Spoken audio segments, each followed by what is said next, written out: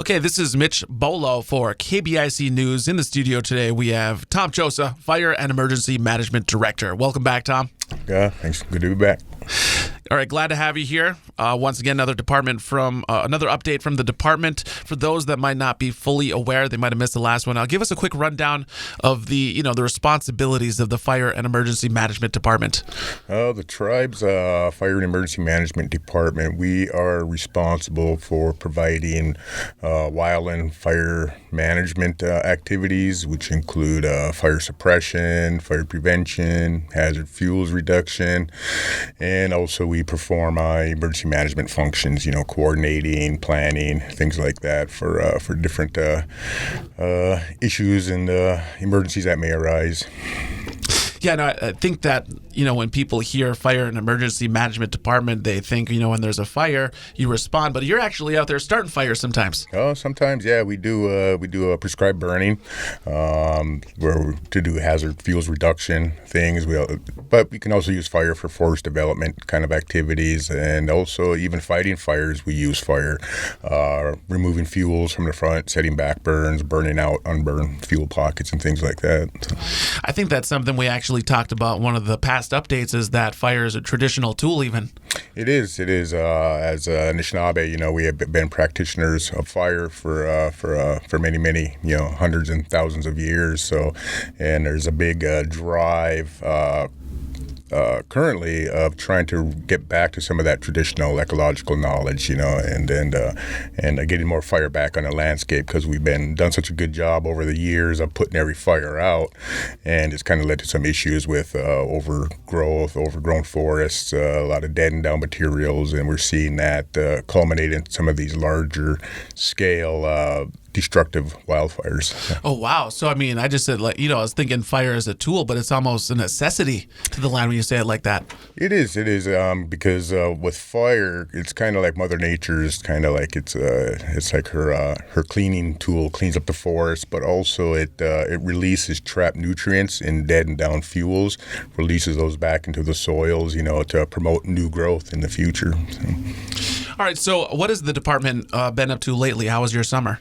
The summer was pretty busy from a fire suppression perspective. I believe personnel, we went on 6 fire assignments to Oklahoma, Minnesota, Oregon, Wyoming, and most recently, just last month, I spent 2 weeks up in the McCormick Wilderness working on the Summit Lake fire.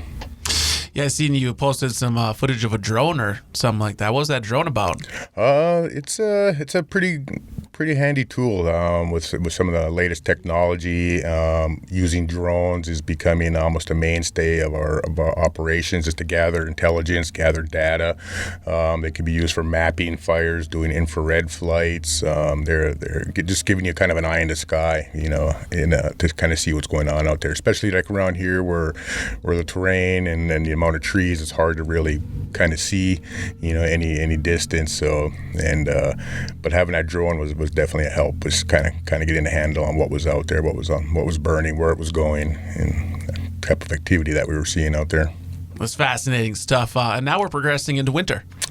Yeah. As fire season kind of slows down, we kind of shift more to a planning kind of a mode of planning fuels projects, fixing, refurbishing equipment, that was maybe broken, or just needs annual maintenance done on things like that. So. And you have some positions available, correct? Yes, we are still looking to fill a number of positions on our fuels crew.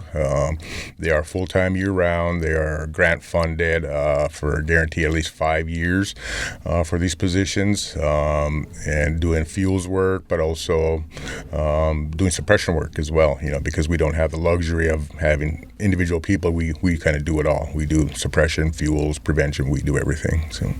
What kind of person would you recommend apply for that kind of position?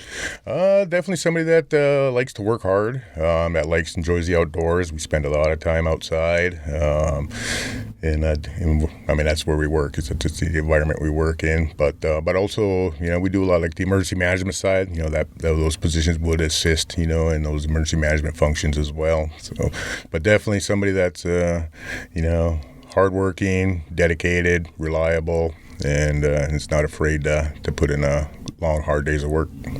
All right, before we sign off, give out the department's contact info once again for people looking to learn more or maybe apply. Yeah, my contact info, for more information, you can contact me either through email, tchosa, tchosa at kbic-nsn.gov, and my cell phone is 906-201-1740. So if you have any questions about what we're doing or some of these positions, but we'll also be having setting up a table at the upcoming information fair on November 25th at New Winakia Center. So you can come have a chat with us and see what we're about and see if maybe some of these positions are of interest.